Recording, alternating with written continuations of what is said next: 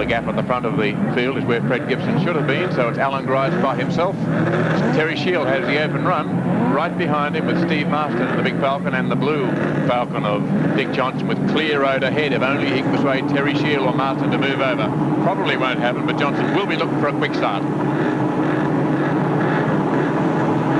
Racing in the first heat of the better breaks, and Allan Grice sideways off the line, being chased here by Terry Shield on the inside.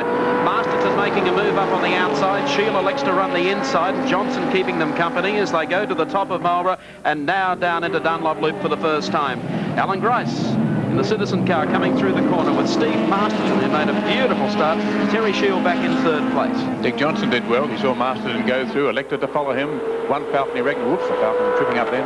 One Falcon he reckoned would clear the way for him, so he put him behind. He's in fourth spot at the moment and well positioned, but look at Steve Masterton really going very hard. Oh, Terry Shield's come on the inside. Grice has gone wide and it was nudged out. He lost it a little bit. Masterton came on the inside when Grice swung back. Masterton was there to nudge him, and Shield has put him off. Now Dick Johnson goes through into second spot. Masterton has dropped back to third, and we're only 3/4 of the way through the first lap. Terry Shield decides through the inside is the only way to go.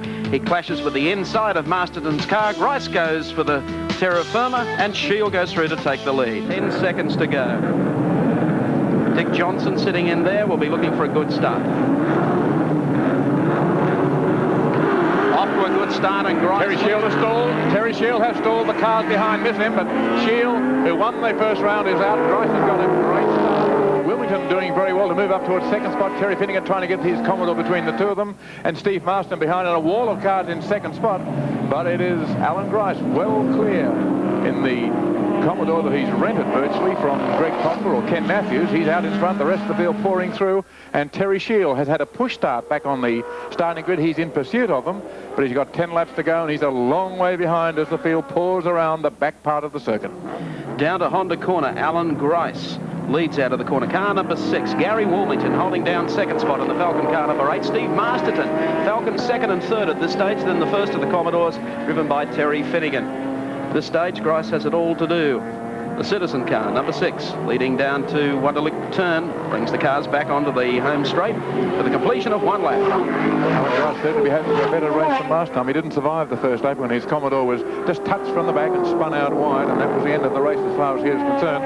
But he's back with a vengeance. He has wall-to-wall Falcons behind him, and they're led by number 8, Gary Wilmington. Steve Masterton right behind him, going very, very hard. Then there's one Commodore in there, which is the Terry Finnigan car, just in front of Dick Johnson and Peter McLeod, rather, in the RX-7 behind. And what a battle going on there.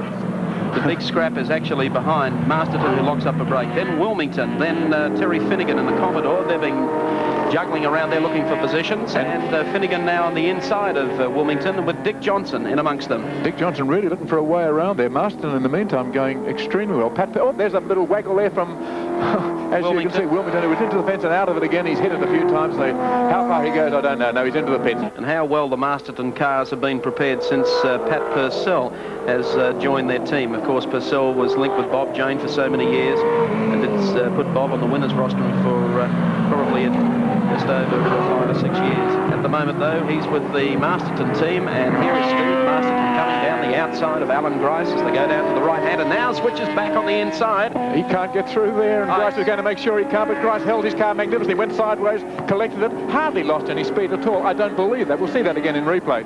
But we saw Masterton go on the inside and pick up the dirt. But he hit Grice's back bumper, or perhaps, yes, Grice has gone with a tyre going. I think you're mudguard on the tyre. Well, he won't be happy about that, let me tell you, and he has just pulled it round the inside and gone, and here he goes, surfing to Allan Grice at Amaroo Park, off the racetrack in the rented Citizen car. Well, he'll be furious. That'll be twice now that's happened to me with the same guy. Allan is not the most forgiving driver on the track, and it looked as though the wheel was jammed in and was burning on the guard. Let's just watch the lead, though, driving as we have never seen him drive before. Steve Masterton. He has Terry Finnigan behind him. He locked up a brake. Finnigan comes through the smoke behind. Dick Johnson, you may have heard of that fellow before. He's in third place, not too far behind. Can't do much about catching either of this pair, but is well within contention and has Peter McLeod right behind him in the slick RX-7. But these are the leaders, and Masterton is driving as we have never seen this young fella go before. You can see the damage on the front of his car where he came into contact with Allan Grice for the second time at this meeting, I should point out. And Terry Finnigan, who really is the underrated, overlooked drivers, is very close in his Commodore, and he is likely to give Masterton a bit of a rough time because Finnigan knows his way around. He's a well-seasoned driver, much more experienced than Masterton has, and the Commodore may prove to be a slightly easier handful around here as the race wears on. He really is driving a superlative race. Very aggressive. Just ask Allan Grice and he'll agree with that. Well, he must be the panel beater's friend. There was just a slight touch of paint.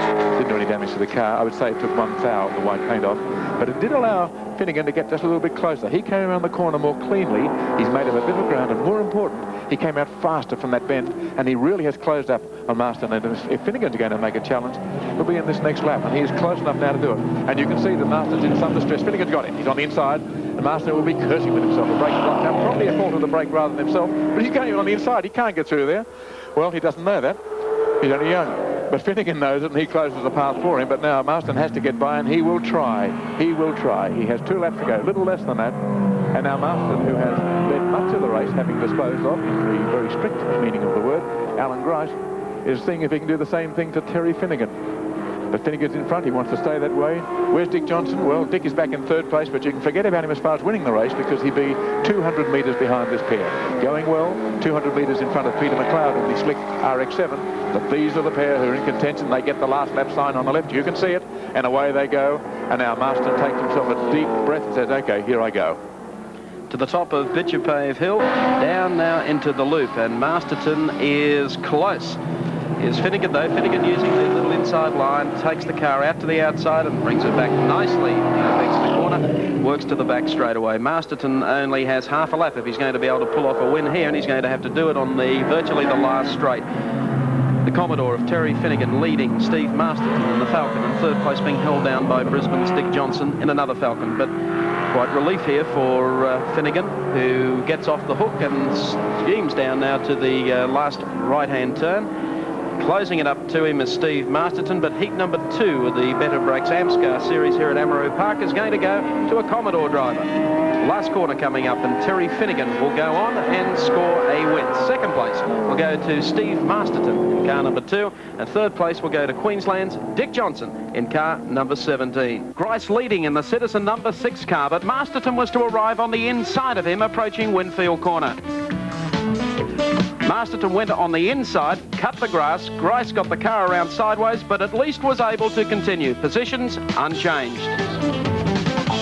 Well, stepping straight out of the race car after 2 fairly eventful heats of the Better Brake series today, what's on the mind of Allan Grice? Seems like you're attracting the front of other cars. Oh, it's one other car in particular that seems to be attracted to the back of my car. I don't know the cause of it. I can't imagine what's in the fella's mind, but I think you probably saw what happened on the replays.